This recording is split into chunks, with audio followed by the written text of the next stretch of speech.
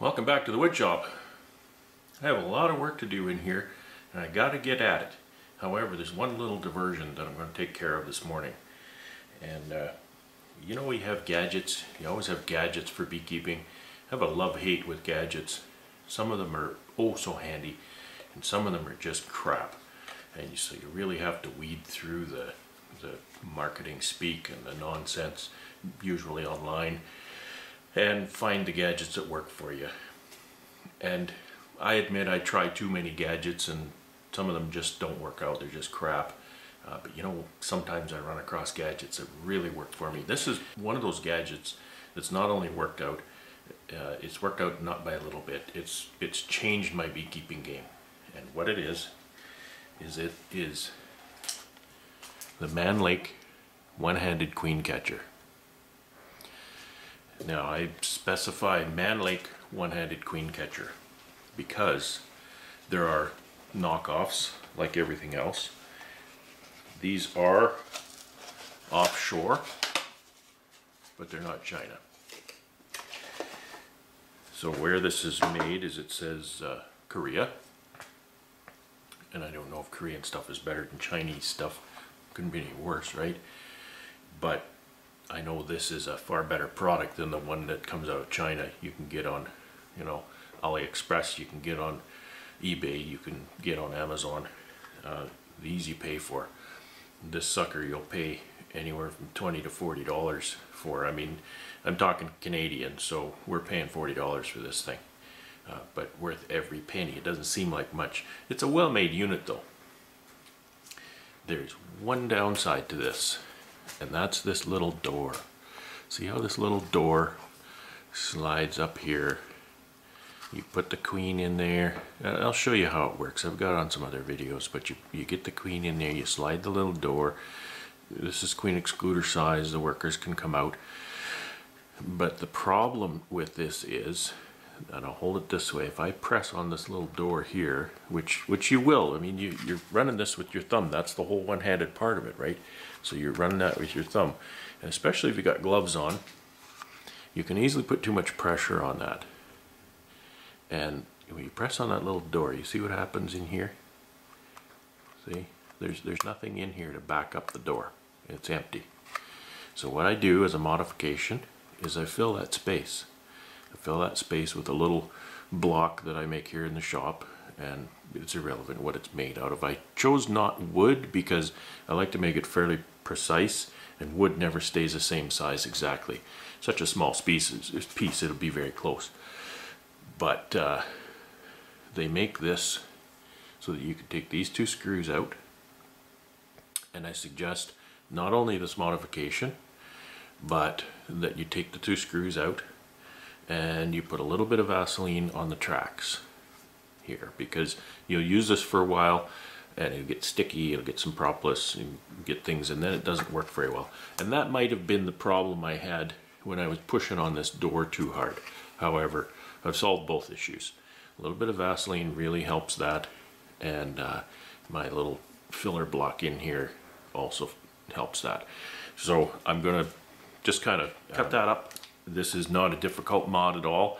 However, I think the little block should be made to a pretty close tolerance to work properly in here. So that's the trickiest part, is, you know, I have a table saw and I have the material to do that. So I'm going to start the table saw here, and I'm going to take this apart and get that little block made up and stick it in here. And you'll see what a difference it makes. Stick around. So for the first part of this little job, we just need to disassemble this unit. This is a brand new one I just took out of the box. So we'll just spin the screws out. Set them right here on the fence.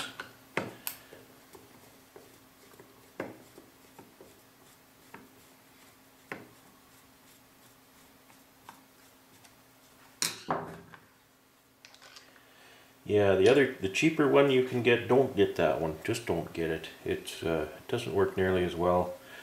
I've talked to a few people who've bought it and they're not happy with it. So that just pulls right apart. No problem. Okay, so now you can see the area that I want to fill behind this door right in here. Okay, so I'm going to take that door out, and you can see there's a little track. I'll have to point with something. You can see there's the little track here where the door runs, and the little block needs to fill in the spot between the inside of the track and the back here. It has to be pretty tight, and I might actually run a bit of a rabbet so that it can come right up against that door. That's kind of optional. The other one I made doesn't. It's just behind that little track and it works fine, but the door does flex in a little bit, but I don't think it'll ever hurt it. Okay, so what I need to do is I need to get my material here. This is scrap trim from building the house and building the garage. It's a, I don't know what it is, some kind of a plastic. It's a PVC maybe. I'm gonna call it PVC. So it's pretty dense, it's easy to mill, it's going to stay stable in there. It looks nice. And so that is the material that I need to fit in here.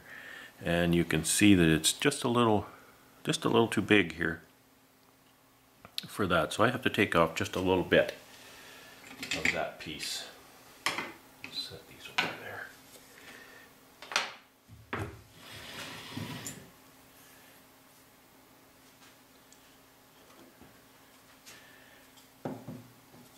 This has a textured surface on one side. It's supposed to look like wood grain, and it's flat on one side. So I'll cut the textured surface off, and I'm just going to run that whole thing through there and smooth that out. I'll run it through this way.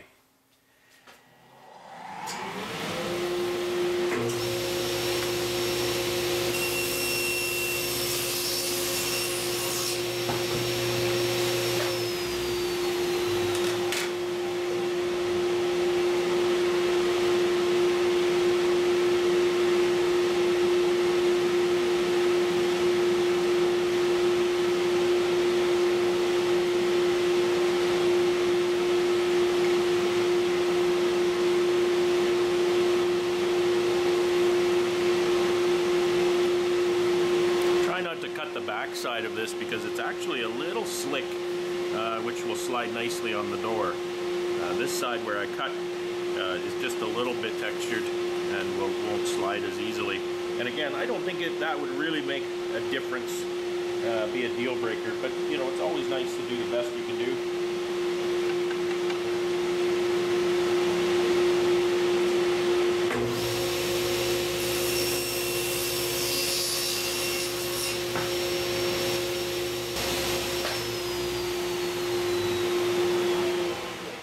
And I know it's difficult to see, but you see that I've got that almost so it'll slide down in there.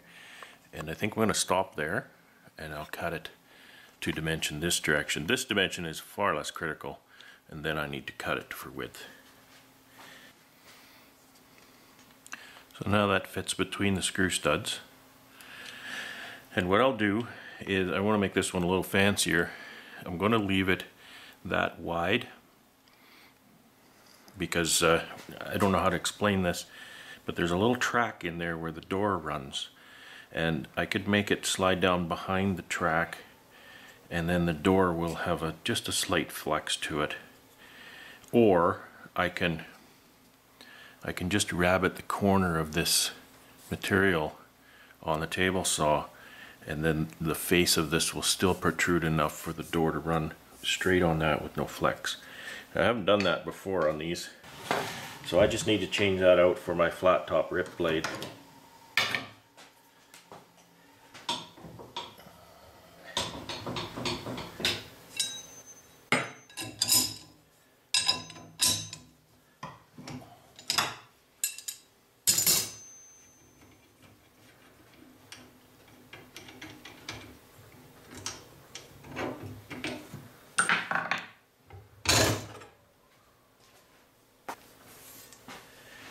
I just got cutting yards and yards of pine with this blade. Sure could use a cleaning.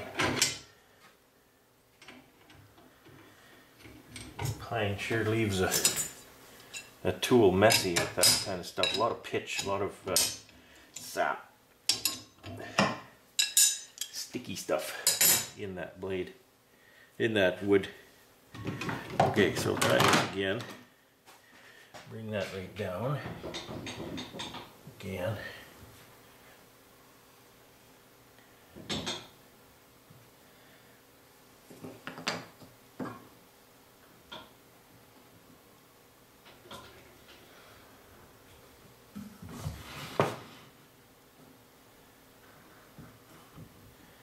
I think I can go that wide.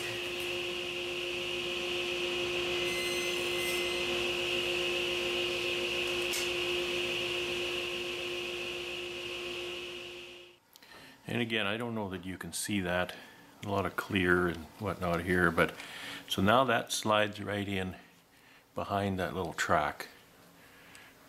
Okay, so now I need to cut that to dimension this way, and that's almost a hit and miss thing. I just kind of cut it and start sneaking up on it.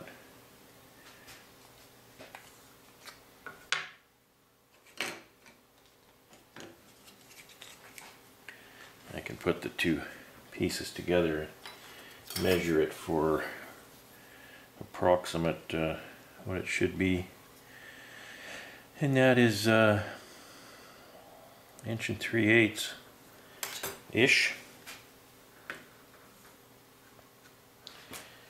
So we'll reset this and take this off. Go a little more than 1 3/8 inch and 7/16 to start with.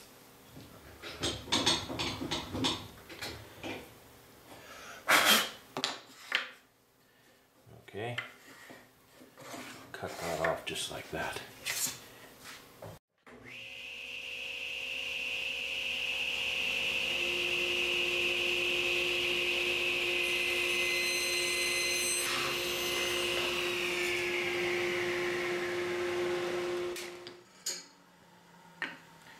Question is, does it fit? I have to rabbet that corner to make it fit though. Okay, I don't know that it'll quite fit. Might, once I rabbet that corner. Okay, let's do that. Once I get one made, I have to do, well, I'll do a bunch. I've made these 2 or 3 times before, and it's kind of a pain resetting all the time.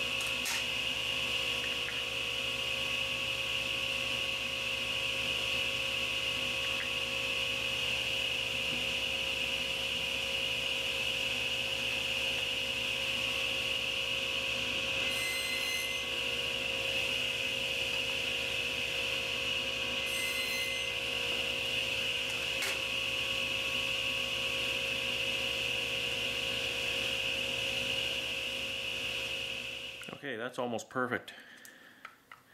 It's a little narrow, but that will not hamper performance at all. And when I make the others, I'll just make it a little bit wider. And again, it could be a little longer, but floating in there a tiny bit will not hurt anything. So I can show you here.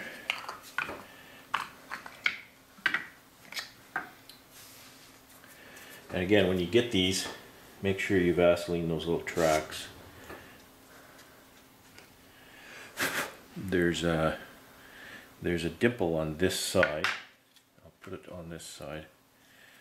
There's a little dimple in the plastic right there sticking out, and that matches up with this little notch there.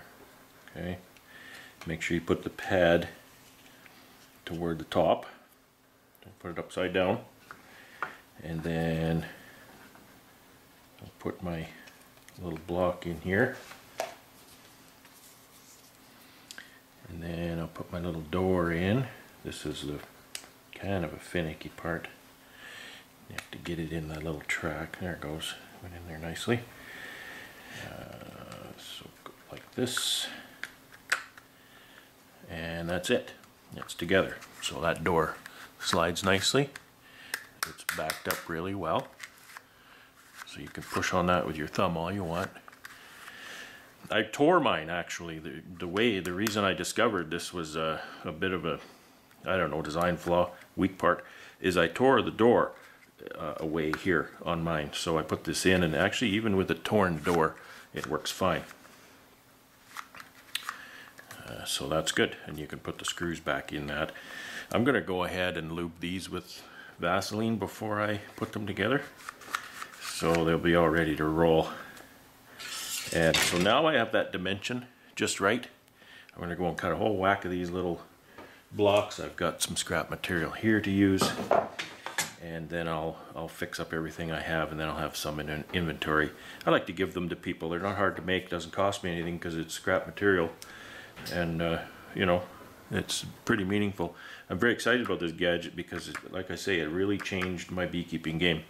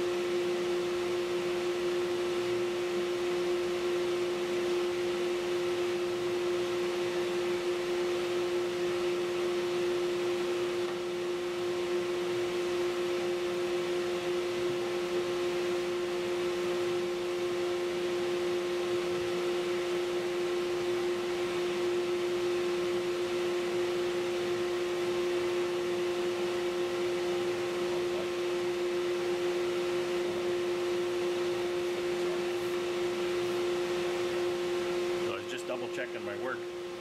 You want to cut that rabbit in the slippery side of this material. Put that down.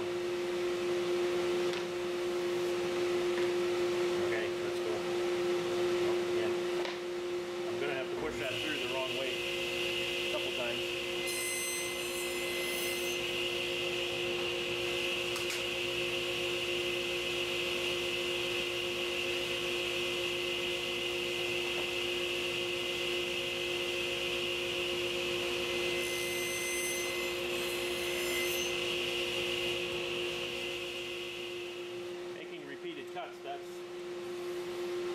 want that featherboard for.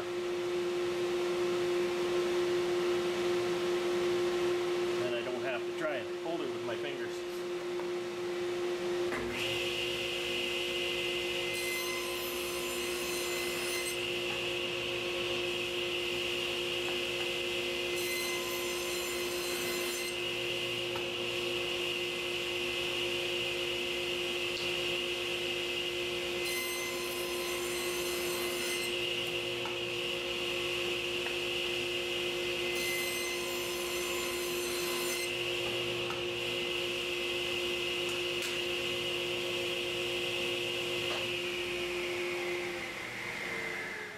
Now, because I'm only doing a few of these, I'm not bothering to set up my dado blade in here. You can see that the depth of dado I need, this is a rabbit, not a dado, so the depth, it's a dado right now, but the depth of rabbit I need is wider than my blade. So all I'll do is adjust it, and then I cut this little piece off. And you can see that it's not exactly a flat bottom cut. That's okay. But if I needed a flat bottom cut perfectly, and I need to cut that in one shot, my dado blade would be the deal. There is another way to do this, that you could cut that in one pass, likely, because it's maybe not that deep this direction, right? You can stand this up in the saw and have the saw cut it this way, right? So you just run it through. You can run it through that way and cut that right off, which I could do now, but it's just as easy for me to reset this fence a little bit. And all I want to do is set so the fence is just on the edge, just over the edge of the blade. Reset my featherboard and then run those again, and that'll zing that right off.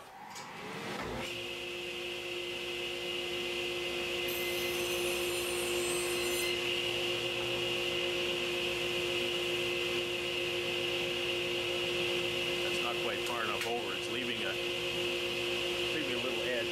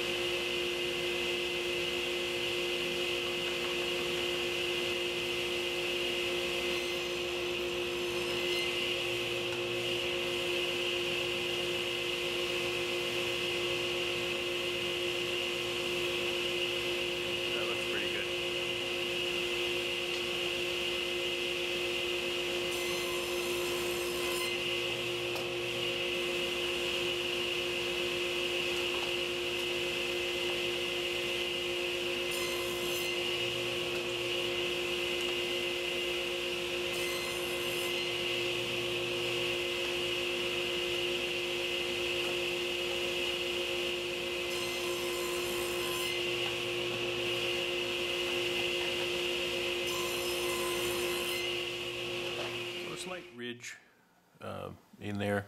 That's okay. That's not going to cause a problem for what I need. And now I just need to cut these up in short lengths like this and install them in the units that I have, and then give the rest of them away to happy beekeepers. I decided to do something different here just to demonstrate different ways of doing things. So I've installed the miter gauge in the table saw. Cross-cutting on table saws always is a little bit goofy. They're far better for ripping, etc. But there's a couple things you need to watch for. Get a good miter gauge, something that's going to be accurate and square. This is an Incra miter V120. I feel that it's a good miter gauge. And also you can use the fence to set the length of the piece that you're going to be cutting. However, cutting like that is an absolute no-no. You just have to remember you should never use your miter gauge and your rip fence at the same time. Okay. Now this method is a hybrid. I am using both, however, I won't be using both at the same time. And you'll see this. I've set a block here, and it's set as my my guide for my length on that. And by the time the piece encounters the blade, it'll be free of this guide. So it will be able to run free through the blade, and then it won't pinch. The danger you have here is that that little piece could bind and twist in there. And I'll tell you, things get exciting when that happens. I want to put my riving knife back in, just to keep safe. And I'll tell you what a riving knife does.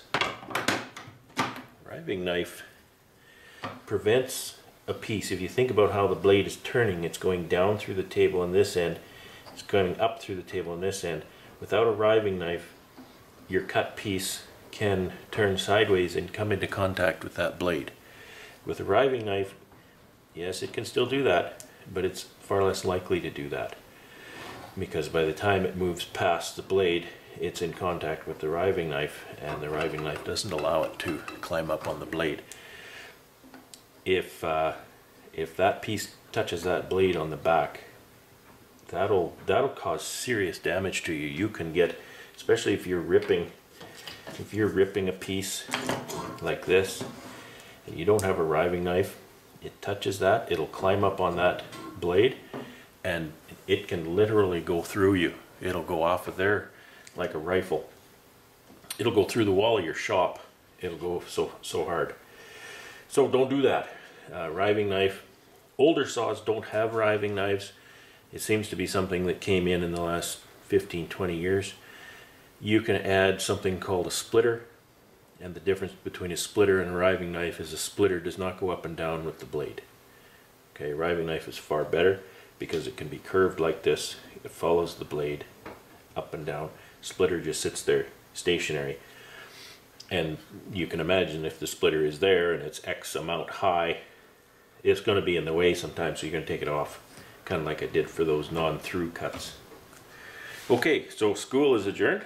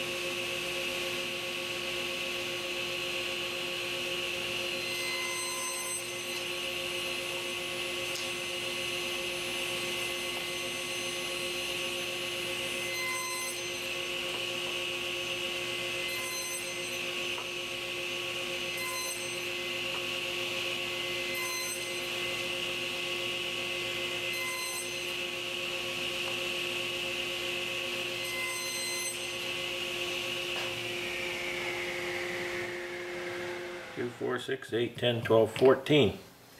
And these pieces are actually 15. These two pieces are slightly short.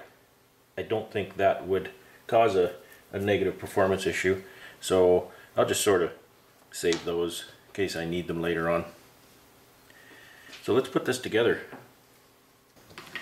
Okay, so I got a little bit of Vaseline here, and I noticed I actually have two kinds of Vaseline in the house. One has a scent, you know, baby scent, we all know that. And this one has no scent. You do whatever you want. I can't say that the scent is going to bother the bees, but I can't say that it won't. So I'm just going to take a little bit of that. I can't remember if I applied it to the track or the door last time. I think it was the track, but try it this way. Get the door in there. I don't think it matters. You put the door in before the block.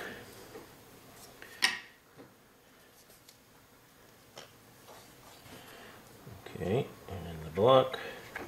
I don't know that I need to lubricate that. It's a fairly closed space, so it should be okay the way it is. The Vaseline, I think the Vaseline does offer lubrication, of course, but I believe what it offers even more than that is just a filler, so that the I'm trying to think here too, so that there's, you know, something else doesn't get in there. And I'll just stick that right in there. Try not to make too much of a mess. Get the door in place. Okay, so that slides real nice.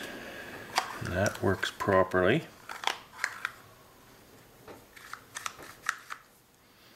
And there you go. I'll stick these 2 screws in, and Bob's your uncle. Fanny's your aunt. According to Richard.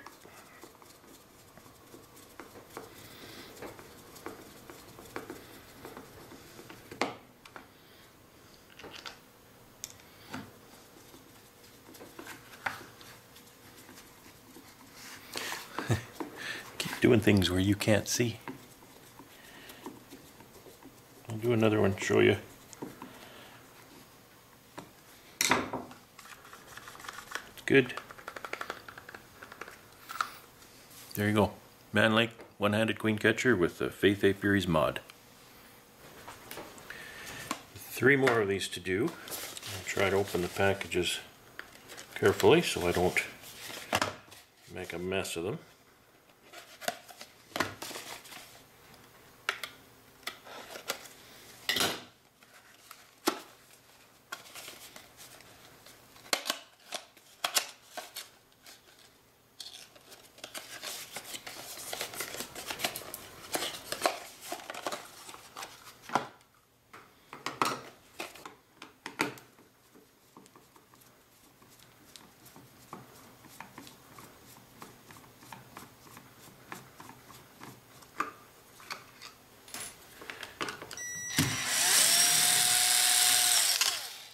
That's better. Power tools make everything better.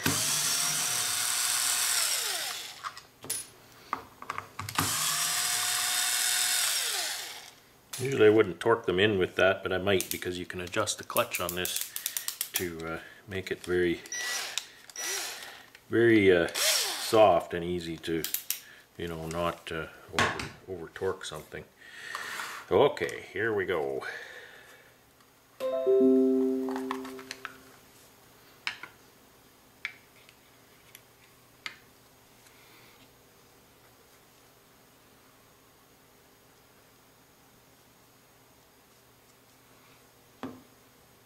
Seemed to work well putting it on the door last time.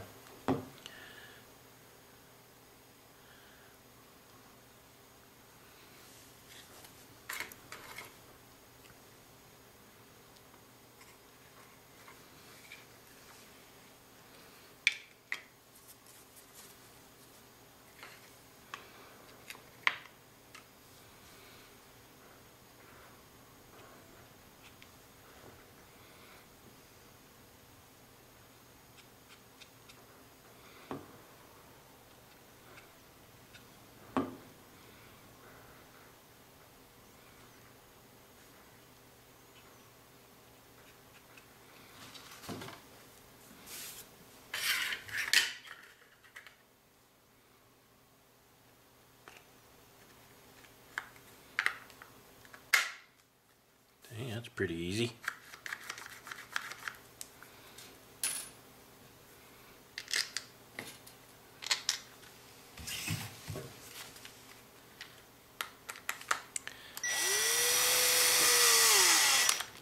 See, that clutch let go there already, so it's pretty safe.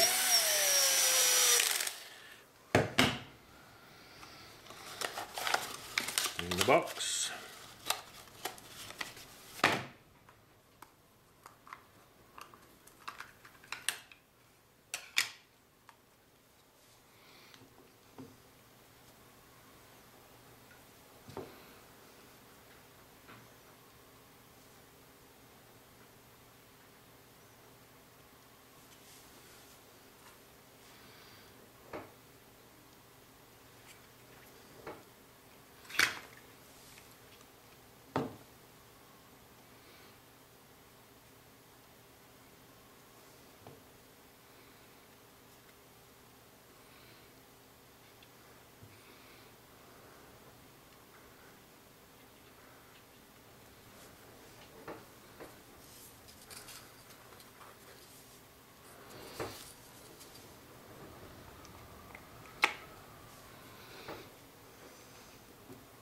Oops, already did that. Okay.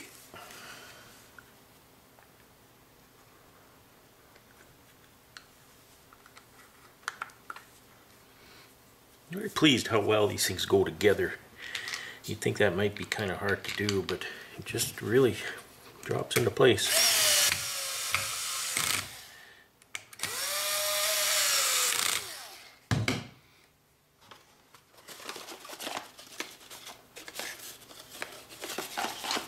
You can really test that one.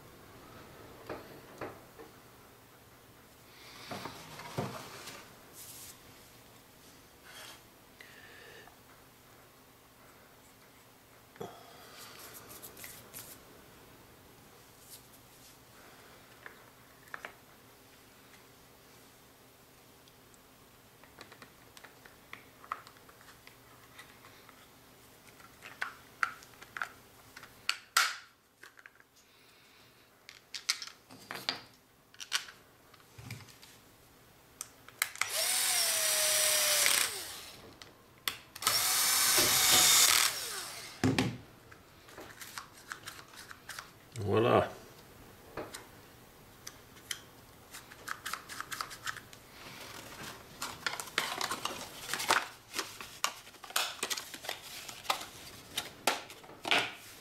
All done. So,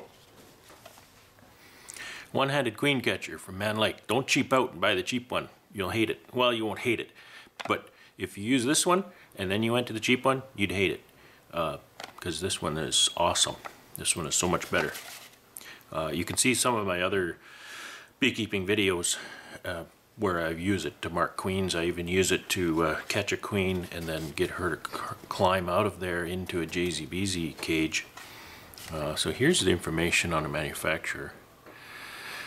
Place in Korea. I've looked it up and I have never found a way to order these direct. So, you know, Mann Lake, I get these from Amazon. Caution after use, close the door to avoid bending it. And I think I have not been doing that, and my little door did kind of cup a little bit. Still works okay though. So here we have a few left for some other beekeepers. So that's my gadget trick, my gadget day, my gadget video, whatever you want to call it. I need to get busy here and slice up a bunch of plywood and lumber. So the wood shop's going to be busy making sawdust today. It's a miserable day outside, so it's a really good day to be in here, out of the cold. Actually snowed. I think it's snowing now, and maybe like ice, snow, rain stuff. It's really cold, windy. You may hear the wind, and yeah, not a good day to be out. Have a great day. Thanks for watching the videos. Take care and have fun.